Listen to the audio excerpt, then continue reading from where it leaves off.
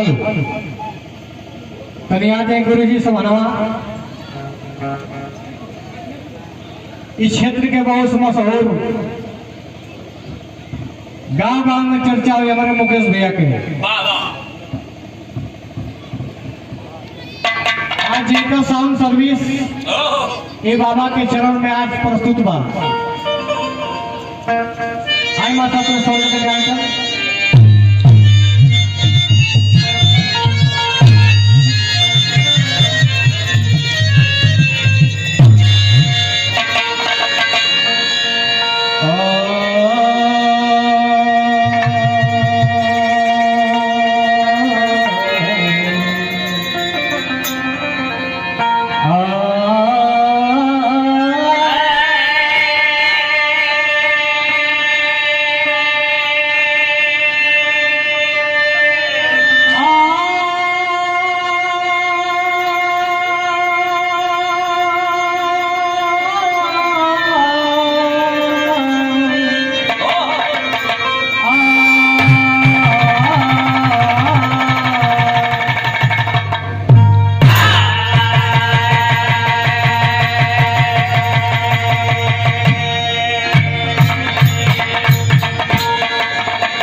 सतगुरु स्वामी दीन बंधु के सदा झुकैबे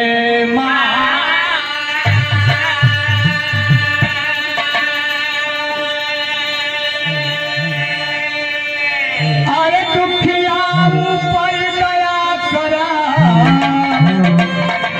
जय हो दीन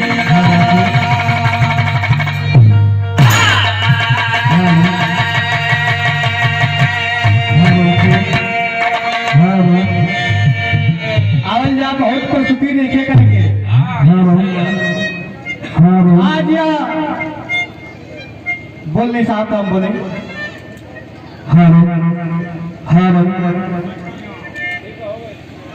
यह गाजीपुर की शहीदी धरती ग्राम सभा पाली यदि हमने के यहाँ से 50 को दूर जाई जाए साहब मुकेश भैया वहाँ के लोग पूछला भैया कि स्रोत पाली के नाम जाने ला तो हमन के लिए कि हाँ हमन की गांव के करीब में है रामगढ़ से ठीक बगल में है। आज ये बाबा के धाम पर मेला लगल है, बाबा के नाम पर मेला लगल है, बाबा की कान पर मेला लगल है। आज पहली साल बाबा की नाम के सुन के हमन के गाड़ी से घर से अली है जा पता लगाओ कि आखिर मेलवा लगल है कि ना लगल है। भजन भाव गावे वाला है जा सोचली है कि बाबा के नाम पे चल के एक आध भजन गाई है जीवन टूटी याद को क्षमा चाहब ये मास्टर साहब तनी कोनो ऐसा बंदना का 2 लाइन बजा के आवा केहू ना सुन लो।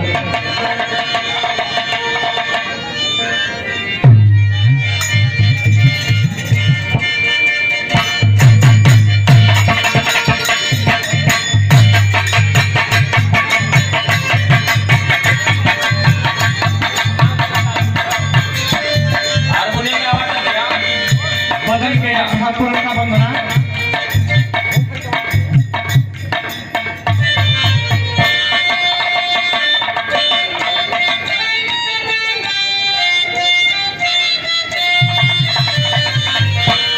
बंधना का तारीख बताओ तो कैसे अरे हाई हो फल गवाना चाहिए अरे हो फल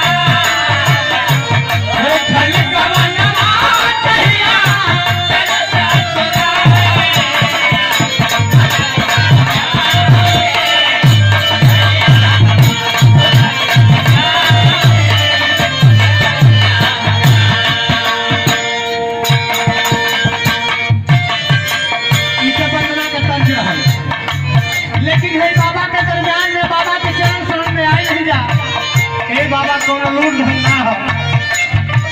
कोई दरबार में आके हाय सब लोग बैठ के हमार परीक्षा लगे थे बाबा। आज परीक्षा में हमके पास करवा के फेल करवा। सब कोई का परीक्षा लेता हमारा मुकेश भैया भी परीक्षा लेत हुआ।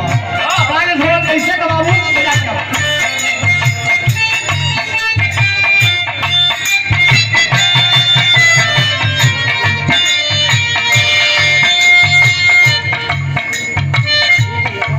अरे भाई कुछ न बाटे बाबा,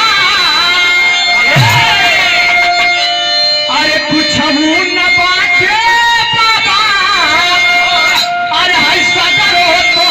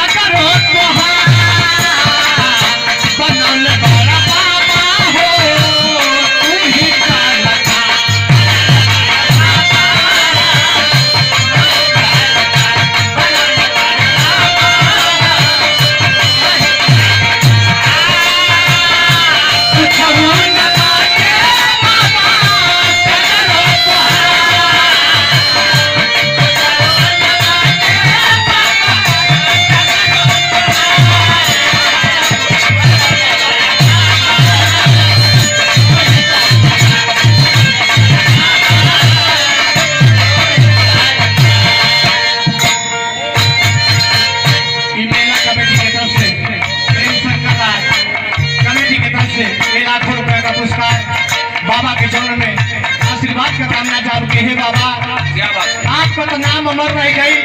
कम से कम हमने को छोट मोट कवैया ही जाए आपके चरण सर में आई नहीं जाए। हर साल अवसर मिले कि हमने कहा कि तू भजन गाए। ये हमारे सुदामा भैया, सुदामा गुप्ता पाली के धरती से बहुत भैया नजदीकी हम भैया को नमस्कार प्रणाम आशीर्वाद का करना चाह 100 रुपया का पुरस्कार बाबा से निवेदन करो कि हे बाबा, बाबा का घर परिवार जिसे गुलाब का फूल है वैसे फूलत रहे। लाइन बताओ थे, क्या बताओ थे बाबू?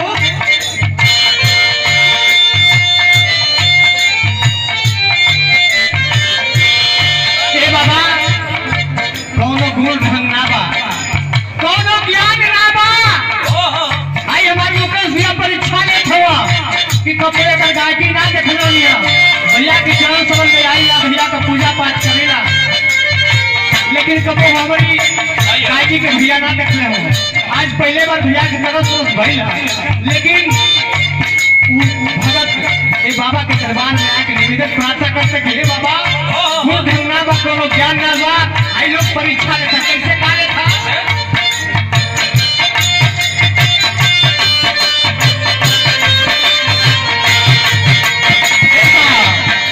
मुकेश भैया ना गुणवा धनवा ना कौनो जनवा,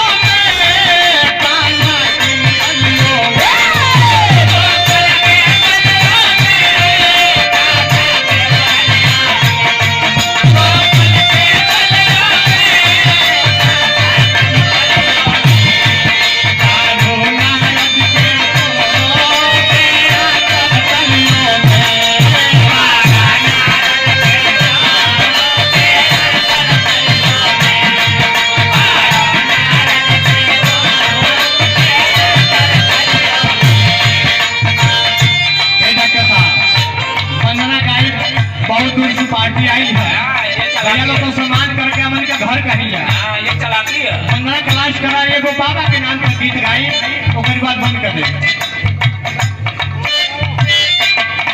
अरे हाय फौजी वही जंग के मारी, अरे हाय फौजी वही जंग के बाबा, अरे बिहला बनौले बड़ा बाबा हो तू ही काला।